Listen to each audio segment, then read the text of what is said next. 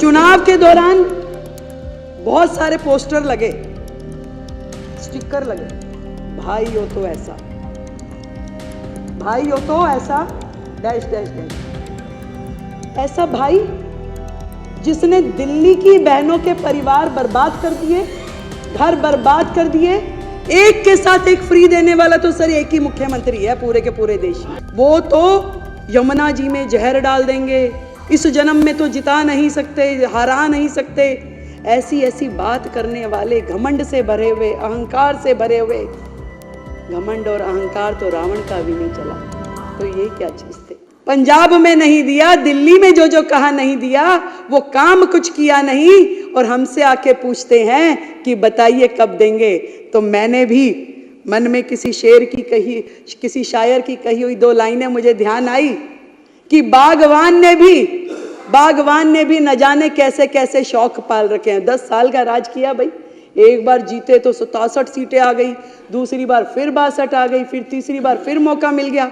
तो दिल्ली की जनता के शौक निराले थे, क्या उम्मीदें थी उनको उनसे कि बागवान ने भी न जाने कैसे कैसे शौक पाल रखे हैं, फूलों के गमलों में कांटे संभाल रखे हैं। और इस सियासत में तो चित भी इनकी, पट भी इनकी, हमने क्या बेवजह सिक्के उछाल रखे हैं। मतलब जब ये सरकार में थे तो भी यही धरने पे बैठते थे, और आज जब ये विपक्ष में हैं तो हमसे सवाल पूछते हैं कि कब करेंगे। भैया ये सरकार में थे तब भी जल मंत्री होने के बावजूद आतिशी जी धरने पे बैठ जाती थी काम करने की बजाय।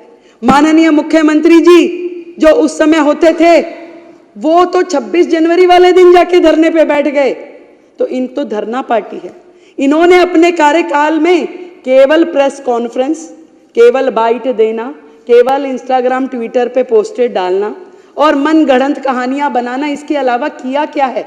इनके विचार, इनकी सोच जिस कदर स्पीड में चलती है उसको तो कोई फॉलो नहीं कर सकता भाई। वो तो यमुना जी में जहर डाल देंगे, इस जन्म में तो जिता नहीं सकते, हरा नहीं सकते, ऐसी ऐसी बात करने वाले, घमंड से भरे हुए, अहंकार से भरे हुए। घमंड और अहंकार तो रावण का भी नहीं चला, तो ये क्या चीज थे। जनता ने एक बार में दिखा दिया कि जनता जब चाहती है तो सर पे भी बिठाती है, और जनता के दिल में से उतर जाओ तो वो सड़क पे भी ला देती है। तो धरने की पार्टी फिर से धरने पे जा बैठी। मैं तो कहती हूँ ये जनता का काम है, जनता ने जो किया है वो उनको समझना पड़ेगा। हमारे शहीद भगत सिंह, हमारे बाबा साहब, हम सब के पुरोधा हैं। हमने उनको सम्मानजनक, हमारे दिल में सम्मान है। जितना काम इस दिशा में कि बाबा साहब के सम्मान में देश भर में होना चाहिए वो नरेंद्र मोदी सरकार ने किया है। आज तक किसी सरकार ने, ना किसी नेता ने इस सम्मान को उन्हें दिया जितना सम्मान मोदी सरकार ने बाबा साहब के चरणों में अर्पित किया है। वो लोग बातें करते हैं, फोटो नहीं लगाई, केवल मात्र बहाना कि मुझे तो लड़के जाना है, किस तरीके से मुझे यहाँ से बाहर निकले, क्योंकि वो सुन नहीं सकते थे जो बातें इस रिपोर्ट में लिखी हुई है, जो बातें एक एक विधायक यहाँ बोलेगा, उनकी हिम्मत नहीं थी वो सुनने की, इसलिए वो दौड़ गए कि भाग जाओ भैया, जो मर्जी बोले यहाँ पे, हम तो बचें। उनको काम क्या है? उनका काम है इस सदन में बैठे अपने चिंगू मिंगू के माध्यम से वीडियोस बनवाएं, उस वीडियो को प्रचारित करे, प्रसारित करे। एक वीडियो रिलीज हुआ प्रवेश जी, एक बुक्के था, अब बुक्के दे रहे थे, वो कह रहे जी एक बुक्के से मुख्यमंत्री जी ने कईयों को निपटा दिया। भाई मैं तो बनियों की लड़की हूं, मैं तो फजूल खर्ची कर नहीं सकती। इस दिल्ली में जनता का एक एक रुपया जो कि राजस्व के रूप में हमें मिलता है, एक भी रुपए का दुरुपयोग मैं होने नहीं दूंगी। आज इस सदन के माध्यम से मैं कहती हूं भाई, एक बुक्के इस्तेमाल कर लिया तो क्या गलती कर दी भाई, पैसा बचाया है, खराब तो नहीं किया। और ये भी बताना चाहूंगी कि जो भी लोग इस लूटपाट में, भ्रष्टाचार में लिप्त थे, एक भी व्यक्ति को छोड़ेंगे नहीं, एक एक पाई का जवाब देना पड़ेगा।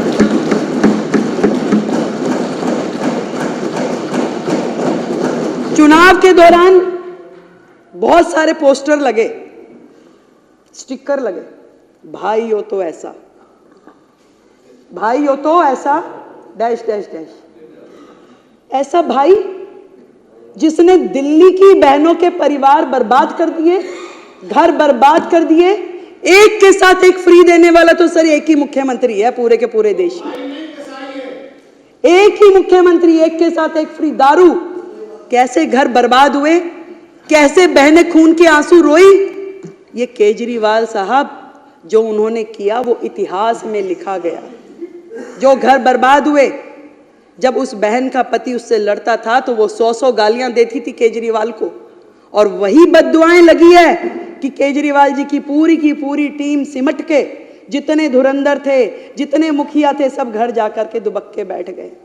दिल्ली की जनता, दिल्ली की बहनें, उनकी बद्दुआएं उन्हें लगी। जो नीतियां रीतियां उन्होंने अपनाई, जो भविष्य खतरे में डाला, दिल्ली को बर्बाद करने की दिशा में उन्होंने कुछ छोड़ा नहीं है। उन्होंने डेवलपमेंट के नाम पे जहां जहां जो करना चाहिए था कुछ भी नहीं किया। केंद्र सरकार से करोड़ों करोड़ रुपए आते रहे और उनको बर्बाद करने के लिए उन्होंने सारे काम किए। यमुना की सफाई के लिए करोड़ों रुपए आए, कुछ काम नहीं किया। दिल्ली में G20 के समय में जितने काम हुए उसमें दिल्ली सरकार का जो शेयर देना था दिल्ली सरकार ने नहीं दिया। मेट्रो के एक्सटेंशन में जो पैसे दिल्ली सरकार ने देने थे दिल्ली सरकार ने नहीं दिए। एक भी काम दिल्ली सरकार ने जो उनका बनता था वो किया नहीं। जब भी जरूरत पड़ी केंद्र सरकार ने ही खड़े होकर के दिल्ली को संभाला। कोविड के समय में भी ना तो केजरीवाल घर से बाहर निकले, ना ही उनके जितने विधायक थे घर से बाहर निकले। एक भी विधायक ने समेत उनके मंत्रिमंडल के किसी दिल्ली की जनता की कोई मदद नहीं करी अध्यक्ष जी। तब भी दिल्ली को संभालने वाले आदरणीय प्रधानमंत्री जी थे और गृह मंत्री अमित शाह जी थे जिन्होंने दिल्ली को संभाला और दिल्ली के प्राण बचाए। कैसे भूल जाएगी दिल्ली की जनता, कैसे भूल जाएगी। आज भी मैं तो यही कहना चाहूंगी कि मिशन मोड पे काम करना पड़ेगा। एक दूसरे पे दोषारोपण की जो प्रथाएं चलती थी हमें उससे मतलब नहीं है। मीडिया वाले मेरे को रास्ते चलते बाइट के लिए बोलते, मैं मना कर देती हूँ। मैं क्या, कुछ करने तो दो पहले, काम करूंगी उसके बाद बोलूंगी। और कोई बहाना नहीं, कोई किसी के ऊपर दोषारोपण नहीं, कोई मर्यादित व्यवहार नहीं, केवल और केवल काम। और उस काम के करते हुए दिल्ली में जो भी दिल्ली जिसकी अधिकारी है वो सारे के सारे अधिकार उनको देने हैं। यहाँ तक कि एमसीडी का जो शेयर हमारा बनता है, आज इस सदन के माध्यम से मैं कहना चाहती हूँ कि 192 करोड़ रुपए जो दिल्ली नगर निगम का शेयर है वो हमने उनको ट्रांसफर करवा दिया। दिल्ली की जनता को बातों की सफाई, हाथ की सफाई नहीं चाहिए, दिल्ली को दिल्ली की सफाई चाहिए। इसलिए हम नगर निगम को पूरा का पूरा स्पेस देंगे कि वो जो काम उनके हैं उस काम को करने के लिए जो भी हमारी तरफ से हमारी जिम्मेवारी बनती है वो जरूर हम उनको करके देंगे, कहीं पे भी कोई कमी रखेंगे नहीं। और यहाँ तक कि पहले भी केंद्र सरकार ने पूरी मदद दिल्ली नगर निगम की भी की और दिल्ली सरकार की भी की। ये तो इनके मन में इनकी नीयत और नीति दोनों ही भ्रष्ट थी। जब यमुना की सफाई केजरीवाल जी ने नहीं करी, बार बार वादा करने के बाद भी, तो माननीय एनजीटी ने एक समिति बनाई, उसके अध्यक्ष के रूप में एलजी साहब को मनोनीत किया और ये कहा कि यमुना की सफाई करवाएं। तो केजरीवाल साहब को डर लग गया, उन्हें लगा कि अरे ये काम हो जाएगा और मैं तो रह जाऊंगा कि दिल्ली की जनता कहेगी देखिए वायदा आपने किया था, काम एलजी साहब कर रहे हैं। तुरंत उन्होंने स्टे ले लिया, सुप्रीम कोर्ट चले गए।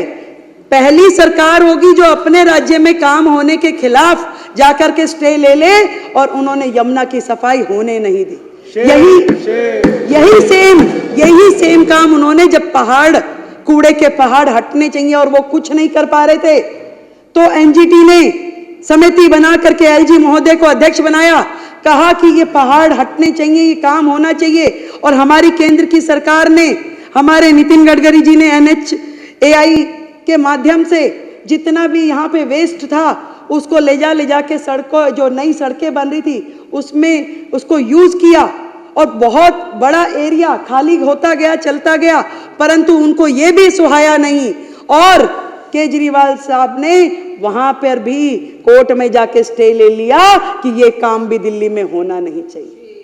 कितने शर्म की बात है कि दिल्ली का विकास उनकी प्रायोरिटीज में था ही नहीं।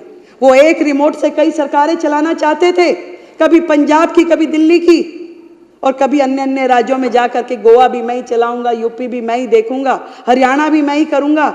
ऐसा महत्वाकांक्षी व्यक्ति दिल्ली के भाग्य में लिखा था, अच्छा हुआ छूट गया। आदरणीय प्रधानमंत्री जी ने जिस प्रकार से national mission for clean Ganga को करते हुए पूरी गंगा को साफ किया और इस बार कुंभ के इस महाकुंभ में 60 करोड़ से अधिक लोगों ने स्नान किया, कितनी बड़ी बात है। जब गंगा जी साफ हो सकती है, करोड़ों लोग उसमें स्नान कर सकते हैं, उसका आचमन कर सकते हैं, यमुना जी यदि साफ नहीं हो पाई तो केवल और केवल इस सरकार के कारण, इनकी नीतियों के कारण, इनकी बेईमानी के कारण, और यमुना जी साफ होगी। आदरणीय प्रधानमंत्री जी ने जो विजन यमुना जी के लिए, दिल्ली के लिए लिया है, निश्चित रूप में इस बार डबल इंजन की सरकार उसके लिए काम करेगी। अभी आशीष जी ने बताया कि माननीय गृह मंत्री जी के साथ जो आज हमारी मीटिंग हुई, मैं सोच रही थी कि इतनी बड़ी सरकार, इतने सारे राज्य, पर दिल्ली के लिए जो उनकी चिंता है, दिल्ली के लिए जो उनका कंसर्न है, वो हम सबका सौभाग्य है कि आज उन्होंने छोटे छोटे विषय पे भी बड़े से बड़े अधिकारियों के साथ में मीटिंग कर ये कहा कि दिल्ली में समर एक्शन प्लान, दिल्ली में मानसून एक्शन प्लान की तैयारी की जाए ताकि दिल्ली की जनता परेशान ना हो, दिल्ली की जनता को वो तकलीफें दोबारा झेलनी ना पड़े। मैं धन्यवाद करती हूँ अपने नेतृत्व का, आदरणीय मोदी जी का, आदरणीय अमित शाह जी का, जिन्होंने दिल्ली के लिए एक पूरी तरीके से डेडिकेटेड टीम को मौका दिया यहाँ पर आने का। मैं वो सारी चीज़ें जो दिल्ली के लिए सोची गई हैं, दिल्ली के लिए जो करनी है, एक बार फिर से अपनी बात को दोहराती हूँ कि दिल्ली की मुख्यमंत्री के रूप में इस सदन में फिर से एक बार ये संकल्प लेती हूँ कि मैं और मेरी सरकार का हर मंत्री, हर विधायक, अधिकारी, कर्मचारी जनता के लिए सदैव उपलब्ध रहेंगे और सेवक के रूप में कार्य करते रहेंगे। माननीय एलजी महोदय का भी मैं बहुत बहुत धन्यवाद करती हूँ कि उन्होंने चट्टान के भांति दिल्ली में भ्रष्टाचार को रोकने के लिए पूरी ताकत लगाई और दिल्ली के विकास के लिए हर संभव कार्य किया।